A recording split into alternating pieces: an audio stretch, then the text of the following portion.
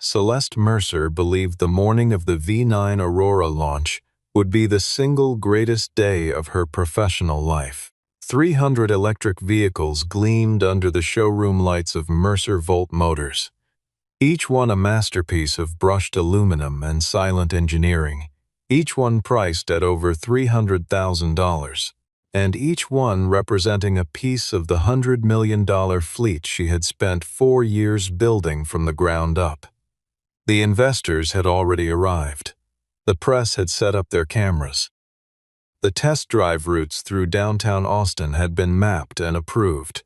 Celeste stood at the center of the showroom floor in a charcoal blazer, watching the overhead lights bounce off 300 hoods, and she felt the particular certainty of someone who has never yet been proven wrong.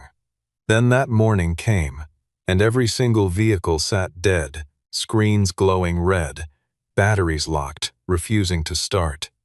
Her engineers said tens of millions in parts would need replacing. And then Archer Hayes, a single dad she had laughed at 2 days before, walked through the door holding a component the size of a poker chip that cost $5 and said quietly, "The problem is right here. If you've ever wanted to see a $100 million mistake get corrected by a $5 part, and one man who refused to be ignored, stay with this story until the very end."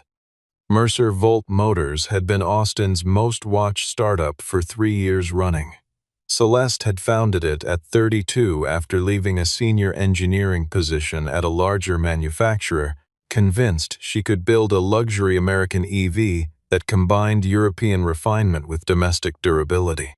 The V9 Aurora was the culmination of that belief, a 4-door performance sedan with a 400-mile range, a proprietary thermal battery management system, and a starting price that placed it firmly in the territory of personal aircraft and vacation homes. The company had burned through $60 million in venture capital reaching this point, and the launch event was meant to signal to the financial world that Mercer Volt was ready to go public. Bankers had already begun preparing the IPO paperwork. Vaughn Mercer, Celeste's cousin and the most aggressive voice on the board, had been pushing the timeline relentlessly for months, because every week of delay cost projected share value. Celeste understood the pressure because she had helped create it. She had made the promises, delivered the projections, and assured everyone on the board that the Aurora was flawless. She was meticulous about almost everything. She reviewed manufacturing reports personally, held weekly calls with her engineering leads, and had walked the production floor herself 6 times in the final month. Her name had appeared on the covers of 2 business magazines in the past year alone. She had spoken at the nation's largest clean energy conference and received a standing ovation. She had built a team of over 300 employees and a supply chain that spanned 9 states, and she believed, with the sincere and reinforced conviction of someone who had been right more often than wrong, that she had accounted for every variable that mattered. What she had not built into her character, not yet, was the capacity to receive important information from someone she had already decided did not belong in the conversation. Celeste divided the professional world into tiers almost instinctively, and she had been doing it since long before she became a CEO. The tier occupied by independent garage mechanics ranked far below the tier she consulted on anything that touched a $100 million launch. That blind spot cost her almost everything she had built. It started with a single car, a single problem, and a single warning she chose not to hear. 3 days before the launch, one of the V9 Aurora test vehicles flagged a battery error during a routine diagnostic run and was sent, through a third-party service contract, to an independent shop in a quiet corner of the city, a garage owned by a man named Archer Hayes. Archer was 39 years old and had not described himself as an engineer in 6 years, though that was what he had been trained to be. He had spent the first part of his career working in battery systems research for a manufacturer in Michigan, where he had developed a particular fluency with thermal management design.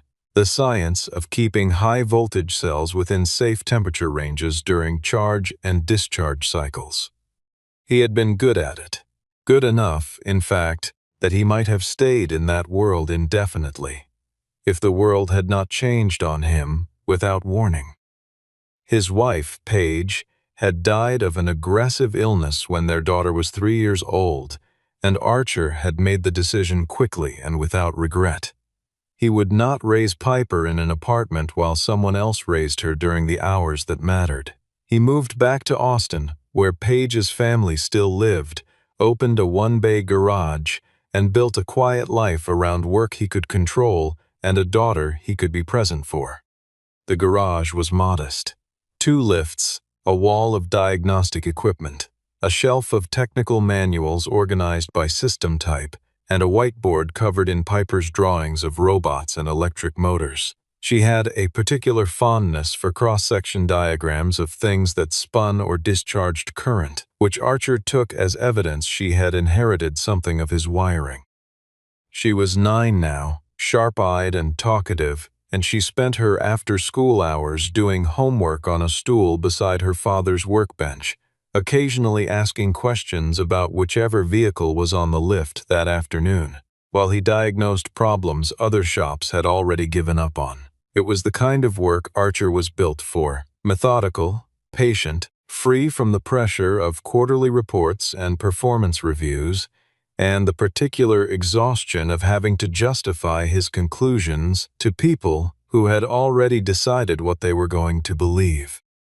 When the Aurora test vehicle arrived on a flatbed that Tuesday morning, he took the referral from the service network and put it on the lift without particular excitement. The car was new, beautiful, and expensive, and the error code indicated a battery thermal fault. Most shops would have logged the error, noted the battery module as suspect, and sent the paperwork back to the manufacturer for warranty work. Archer did not do that. He ran a full temperature differential scan across the module array and found something that did not match the error code. The cells were not actually overheating. The readings from the thermal sensors were wrong, not because the sensors themselves were broken, but because the insulating gasket behind the primary sensor cluster had been installed in reverse. It was a small component, less than 2 inches across, a piece of heat-resistant polymer designed to sit in one specific orientation. Installed correctly, it isolated the sensor from ambient air temperature and allowed it to read the battery cells accurately. Installed backward, as it had been in this vehicle, it exposed the sensor to a direct thermal pathway from the chassis, which ran warmer under load, causing the system to receive false high readings and trigger a protective lockout. The actual battery was fine. The car had been shut down by a ghost.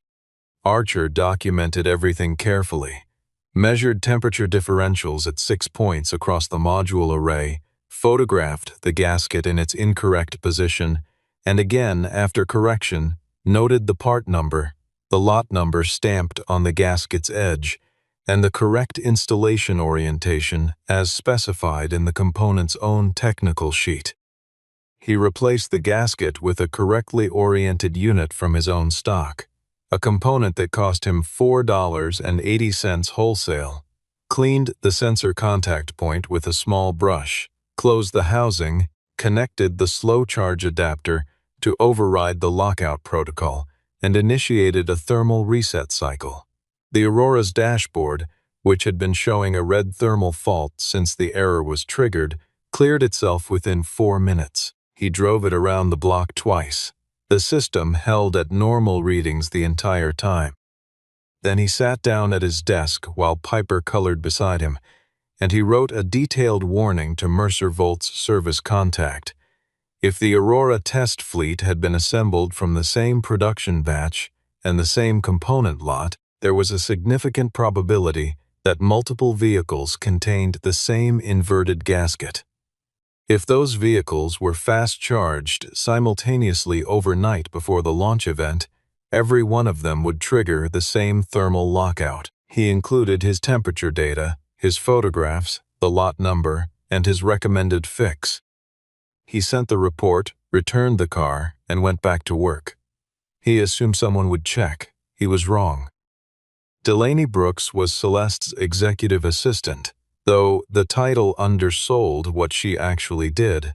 She was the person who read everything Celeste didn't have time for and flagged the things that deserved more attention than they were getting, with a consistency that had made her indispensable in ways that never appeared in any org chart.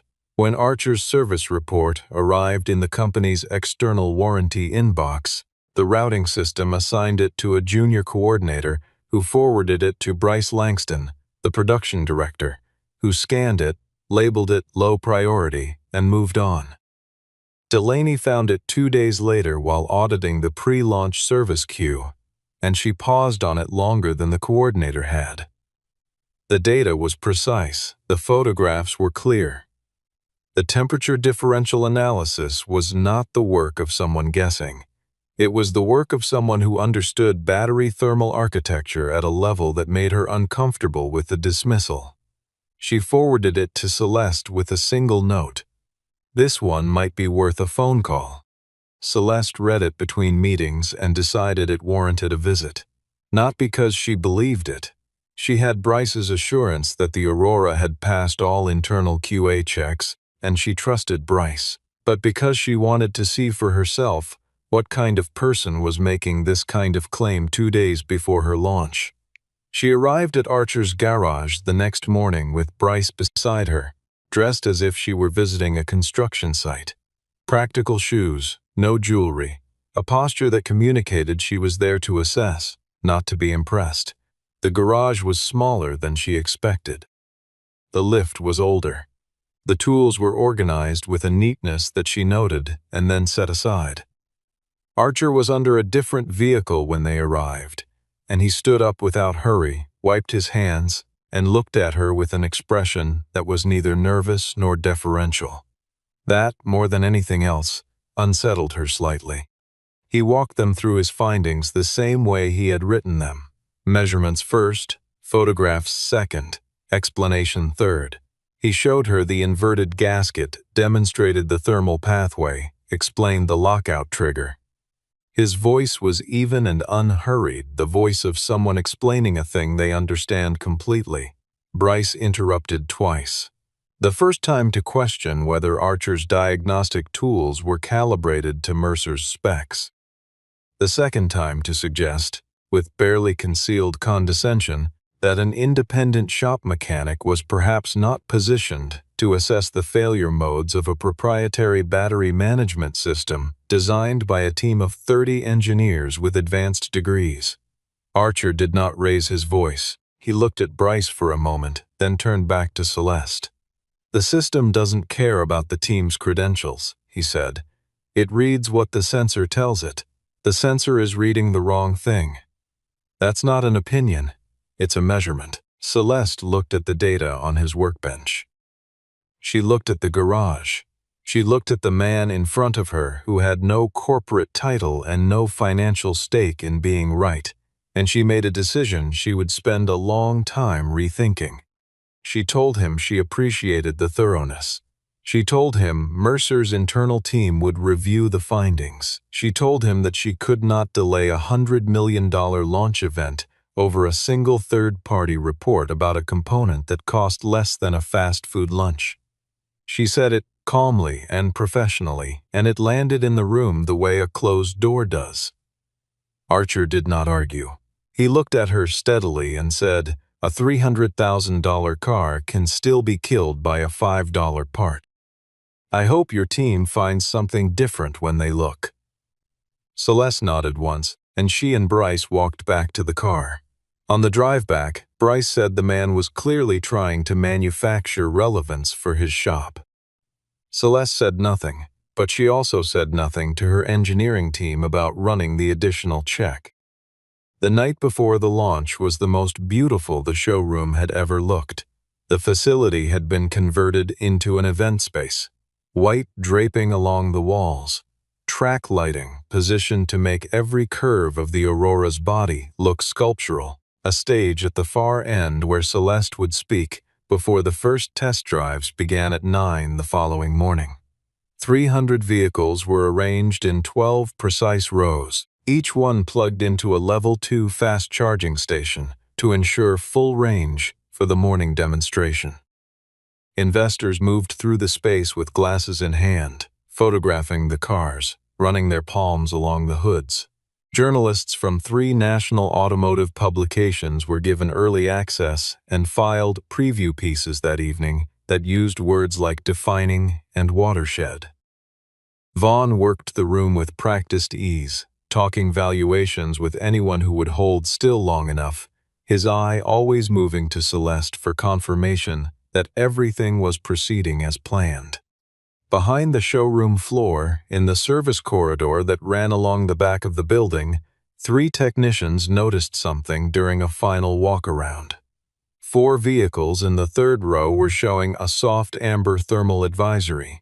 Not an error, not a lockout, just a low-level notification that battery temperature was climbing slightly above normal range.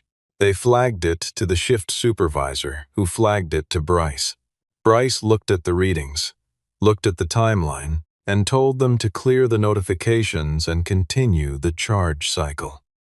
He said it was a calibration artifact from the fast chargers running simultaneously and that it would self-correct. He said it with enough authority that the technicians nodded and moved on. He said it knowing, on some level, that he was not certain it was true, but the alternative was pulling cars from the floor 90 minutes before the press preview, and that was a conversation he was not willing to have with Celeste or with Vaughn. He walked back to his office and answered emails until midnight. Across the city, in a house where the kitchen light stayed on until 10, because Piper liked to read. While her father cleaned up after dinner, Archer Hayes watched the news segment about the upcoming launch on his laptop. Piper sat beside him on the couch with a model of an electric motor she was building for a school project, and she looked up at the footage of the showroom and asked if the people at the car company had listened to what her dad had told them. Archer set down his coffee and thought about the honest answer. Some people only hear the data after it costs them something, he said. Piper looked at her motor model for a moment. That's expensive, she said. Archer smiled at the ceiling. Yeah, he said, it usually is. The first call came at 6:47 in the morning, before Celeste had finished her coffee. It was the showroom floor manager, and his voice carried the particular flatness of someone who has already accepted that something terrible has happened and is now simply reporting it.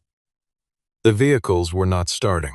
He had begun his morning walkthrough at 6:15 to check charge levels, and the first car he had approached showed a red battery lockout error on its dashboard screen. He had tried the next one. Same error. By 6:30, he had checked 40 cars and found the same result across almost every vehicle in the facility. The screens were lit with the same red symbol. The batteries were locked. Not a single Aurora would turn over. Celeste arrived at the showroom at 7:19 to a scene of controlled panic. Her engineering team was already on the floor, laptops open, running diagnostics that weren't returning any results that made sense to them. The charging stations showed complete cycles. Every battery had reached full charge overnight. But the battery management software had flagged a thermal event and engaged the full protective lockout on the vast majority of units, which meant the cars were not just failing to start, but were refusing to start, by design, because the system believed they were unsafe. 261 of the 300 vehicles were locked. 39 remained operational. The ones that had either charged from different stations or whose charge cycles had ended earlier in the night before the ambient temperature in the facility had dropped. The press was scheduled to arrive in 90 minutes. The investors who had stayed at the nearby hotel were already texting, and 2 of the journalists, who had filed glowing preview pieces the night before, were standing outside the showroom doors, sending messages to their editors. The difference between the story that had been written and the story that was forming on the showroom floor represented the kind of gap that could end a company's public credibility in a single news cycle. The engineering team's initial assessment, delivered by the lead diagnostics engineer to Celeste in a side office at 7:50, was that the battery module thermal sensors had experienced a synchronized false positive cascade, and that the fastest path to resolution was replacing the module assemblies in each affected vehicle. He estimated the part cost alone at somewhere between $14 and $20 million, not counting labor or the timeline to source components. The launch event, in his professional view, would need to be canceled. Celeste stood in that office for a long moment with her hands flat on the table, looking at the floor, and then she looked up and asked if anyone had a faster answer. No one spoke. Then Delaney stepped forward from the back of the room, where she had been standing quietly since 6:30, and said, "Archer Hayes does." Bryce, who had been standing near the door, began to say something about the impracticality of sourcing outside expertise under these circumstances, and Celeste turned and looked at him with an expression that ended the sentence before it finished forming. She picked up her phone and dialed the number from Archer's service report herself. Archer arrived 40 minutes later in a gray work jacket with a soft-sided tool bag over his shoulder, and Piper still half asleep in his truck, parked in the lot outside because school didn't start for another 2 hours, and he hadn't had time to make other arrangements. He walked into the showroom and stood at the edge of the floor, looking at the rows of locked vehicles, and he did not look surprised. He looked, if anything, tired, the tiredness of a man who had already done the work of caring and had not been thanked for it. Celeste met him near the entrance. She said nothing about the previous visit. She said simply, "Tell me what to do."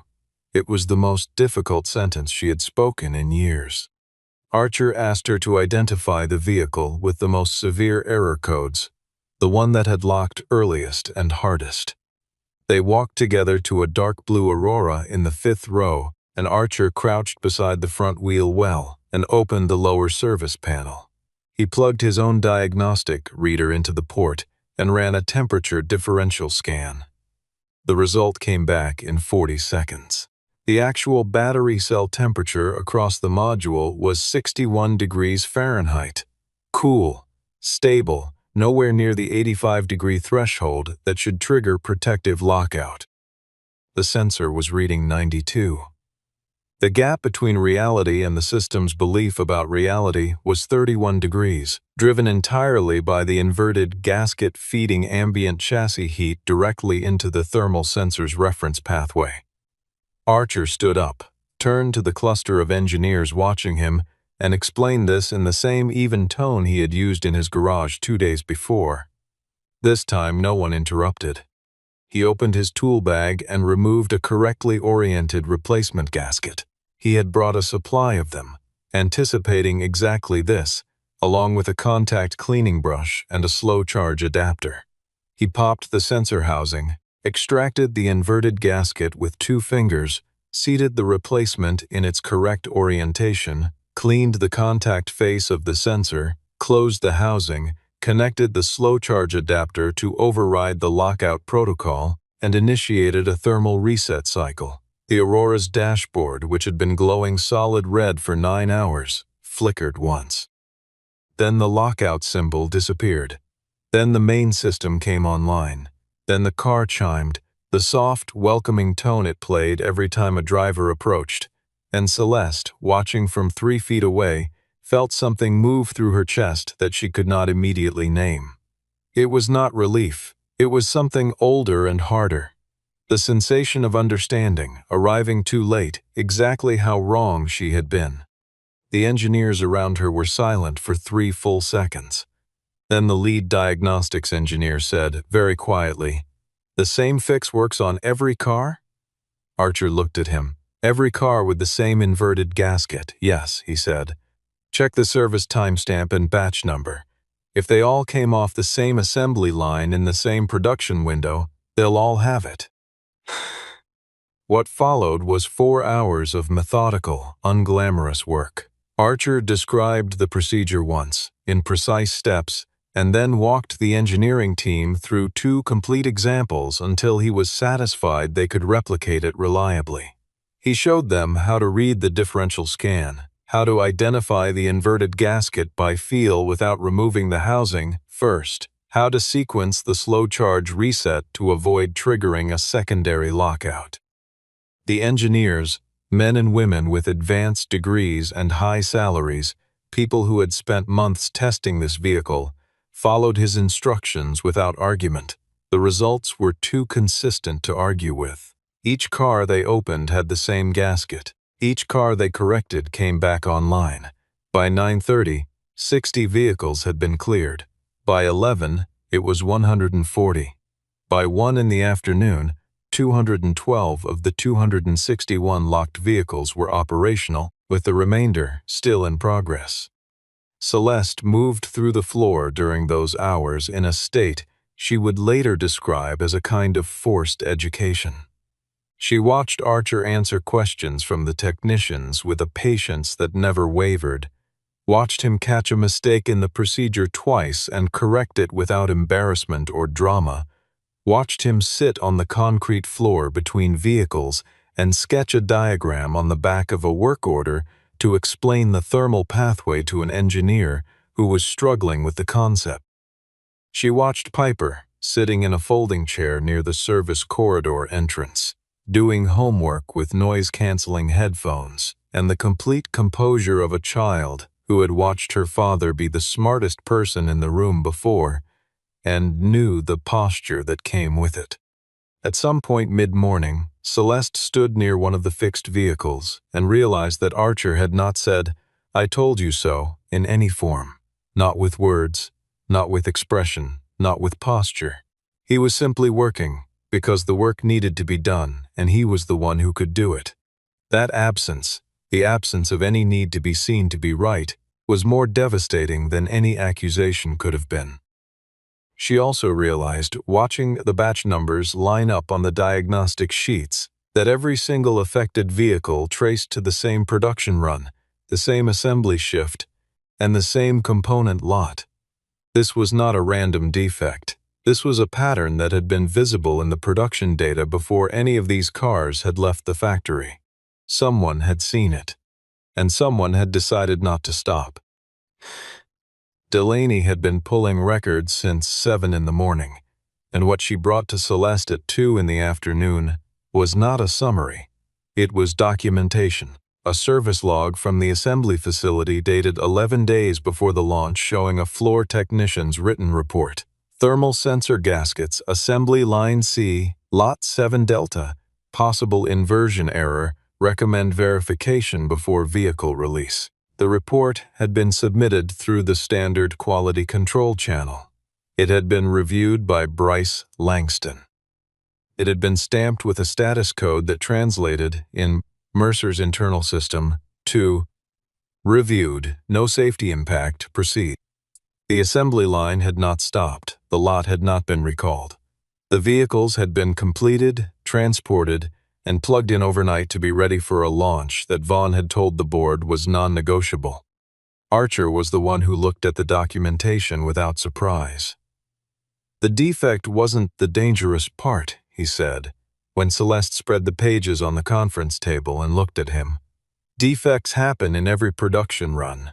The dangerous part is the decision someone makes when they see the report and choose the timeline over the truth." Celeste looked at the stamp on the quality control form. She looked at Bryce's name above it. She looked at the date. 11 days before 300 vehicles had nearly been delivered to customers, or worse, had been parked in a public showroom with 200 people standing around them, while a thermal fault quietly built pressure overnight. The lockout had protected the batteries. That was what it was designed to do. But if the gasket inversion had been slightly different in geometry, if the thermal pathway had run hotter, the outcome could have been something far worse than a delayed launch. She sat with that for a long moment and did not look away from it. Dr. Meredith Langston, no relation to Bryce, was an independent battery safety consultant who had testified in 3 federal investigations involving EV thermal incidents, and Delaney had reached her by phone that afternoon. She drove to the facility, spent 90 minutes reviewing Archer's documentation, the production records, and 3 of the corrected vehicles, and delivered her assessment standing in the showroom with a notepad in her hand. Archer's analysis was technically accurate in every respect.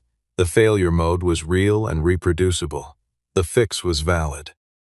The production records indicated a quality control breakdown that, in her professional opinion, constituted a significant lapse in safety protocol.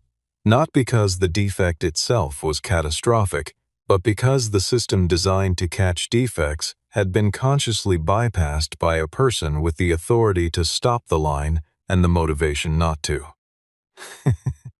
Vaughn called the emergency board meeting for the following morning and framed it in his opening remarks as a conversation about liability management. He talked about third-party exposure, about the risks of allowing an outside mechanic's report to define the company's public narrative, about the importance of controlling what information moved beyond the room. He suggested that the quality control lapse could be attributed to a junior coordinator who had misrouted the floor technician's report, that Bryce's stamp had been applied without full context, and that the story the board should be telling the press was one of swift internal response to an external anomaly. He used the phrase narrative architecture twice. He looked at Celeste when he said it. Celeste let him finish. Then she stood up, set a folder on the table, and did not open it. She had been up since 4 in the morning deciding how to walk into this room, and she had arrived at the only answer that didn't feel like a continuation of the same error she had been making for years. She thought about the production floor technician who had filed the correct report 11 days before the launch and had received a form stamp in return. She thought about Bryce's dismissal in the garage, the easy confidence with which he had talked over a man who turned out to know more than every engineer on the Mercer payroll. She thought about Vaughn saying, narrative architecture, with a straight face, and she thought about the 261 vehicles that had sat dead on her showroom floor because a thermal sensor had believed a lie, which was a kind of perfect metaphor for what the company had been doing to its own people for longer than she wanted to acknowledge. She said that Bryce Langston had stamped a safety report, no impact, 11 days before the launch without investigation, and that the records showed he had been under direct pressure from Vaughn's office to keep the timeline intact. She said that she had personally dismissed a credentialed warning from a battery systems expert because his garage was smaller than her conference room. She said that the company had come within hours of delivering 261 vehicles to customers or putting them in front of investors with a dormant fault that a floor technician had already identified and reported through the correct channel. She said all of this without raising her voice and without looking at anything except the board members across the table from her. Archer sat at the far end of the room beside Delaney and Dr. Meredith Langston, and when Celeste finished, she asked him to present his findings. He stood up, spoke for 8 minutes, and used nothing but his temperature differential data, the batch records, and the corrected installation diagram he had hand-drawn on a legal pad. No rhetoric, no drama, no score settling. Just the measurement and what it meant. When he sat down, the room was quiet in the way rooms get quiet when the available facts have closed off most of the exits. The board voted to place Bryce Langston on indefinite administrative suspension, pending a formal investigation. Vaughn retained his board seat, but was removed from any operational involvement in the Aurora program. Celeste announced the IPO would be postponed, and that the company would conduct a full independent audit of the production line before any vehicle was delivered to a customer. And then she did the thing that Vaughn had specifically, privately, asked her not to do. She called a press briefing for the following morning, and she stood in front of the cameras in the same showroom where 300 cars had refused to start 24 hours earlier, and she said, in full view of every journalist who had been there for the preview. Archer Hayes identified this problem before the launch and brought it to our attention. We chose not to act on his findings. That decision was mine, and it was wrong. 4 months passed before the V9 Aurora's relaunch. Every vehicle in the fleet was returned to the service facility, where the entire component Lot 7 Delta inventory was replaced with correctly manufactured and independently verified thermal sensor gaskets. The production line that had generated the defective batch was retooled and recertified. A third-party inspection firm was contracted to review every vehicle before release. The slow charge reset protocol Archer had used in the showroom was written into the Aurora's official service manual as a standard diagnostic procedure. None of these things happened quickly or cheaply. Celeste made them happen anyway. The larger change was quieter and, in some ways, harder to implement. Celeste established a formal safety review channel inside the company, an independent internal team with direct reporting access to the board, whose sole function was to receive, document, and escalate quality concerns from any employee or contractor at any level. Floor technician, assembly worker, third-party service shop, all of it came into the same channel. All of it received a written response within 48 hours, and all of it was visible to the safety team regardless of what anyone in production management stamped on it. She called it a structural change. What she meant was that she was building into the organization a version of the thing Archer had done instinctively, looking at the actual data before deciding what to believe. She called Archer in October and asked if he would consider serving as an independent safety consultant to the program.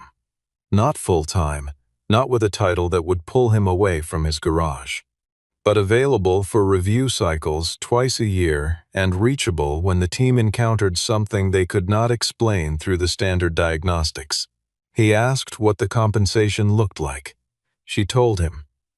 He was quiet for a moment, and she could hear what she thought was Piper's voice in the background, explaining something with great precision to what sounded like a school project partner. He said he would think about it and call her back. He called back the next morning and said yes, under one condition, that the consulting agreement include a clause committing the company to respond in writing to every quality concern submitted through the new safety channel within the stated window, or the agreement would terminate automatically. She said she had already written that clause in before calling him. He said, "Good," and that was the end of the negotiation. Celeste drove to his garage one Saturday in November without a reason more specific than needing to do it. She parked on the street and walked in through the open bay door.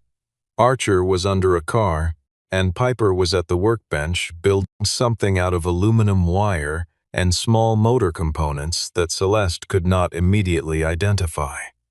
Archer rolled out on the creeper and looked at her without surprise, as if CEOs appeared in his garage on Saturday mornings with some regularity.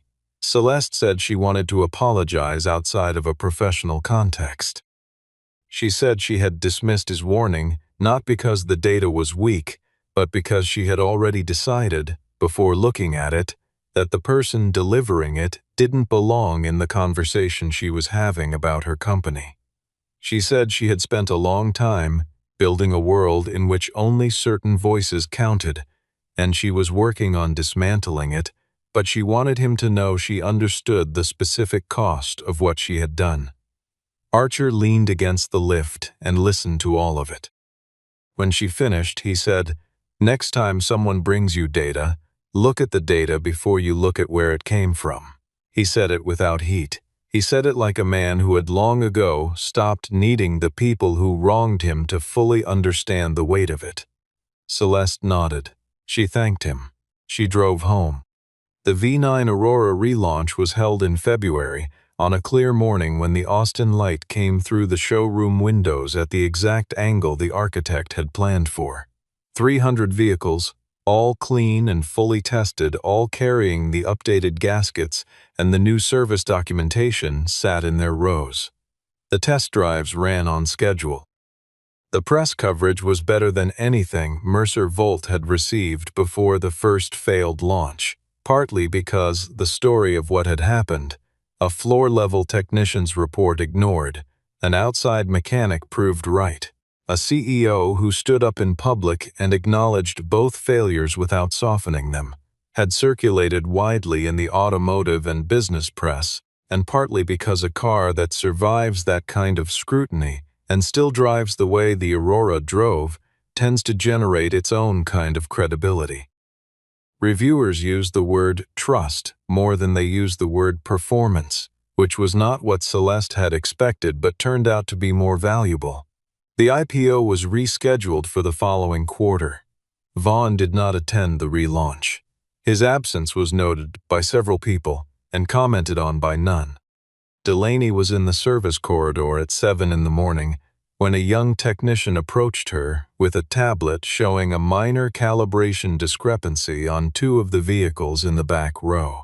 Something small, possibly nothing, but present in the data and not present on any other car in the facility. Delaney walked with her to find Celeste, who was standing near the press registration table, reviewing the morning schedule. The technician explained what she had seen, showing the tablet screen and the specific values that had caught her attention. Celeste looked at the numbers. She looked at the technician, young, 2 years out of a technical certification program, clearly uncertain whether this was worth bringing to the CEO on launch morning. Celeste took the tablet and studied it for a moment. Then she said, "Let's pull those 2 and run a full differential before we open the doors." She handed the tablet back.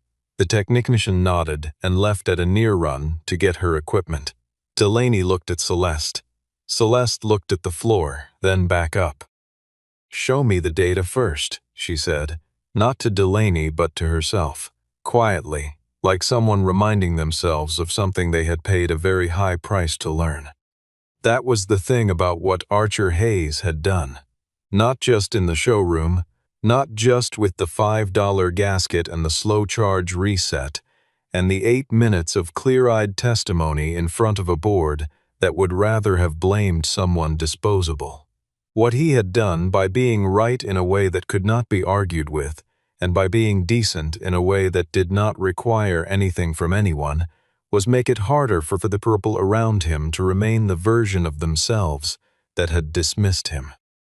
$100 million fleet had been brought to its knees by a component that cost less than a cup of coffee, and it had been saved by a single father in a modest garage who understood in his bones that the size of a problem has nothing to do with the size of the person who finds it, and that the most dangerous kind of arrogance is not the loud kind, but the quiet, structural kind that decides, before the data is even read, whose voice is worth listening to. Celeste Mercer had built something worth saving.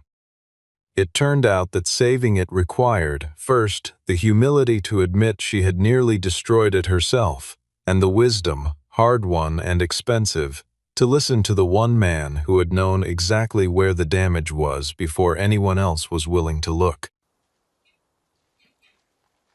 Y'all ready? Let's beat this motherfucker. Dude, I just got a new razor for my electric razor. I used to shave like traditional cream my whole life. God, that's fucking the worst way to shave, bro. I would not recommend anybody shave with a razor and a fucking shaving cream.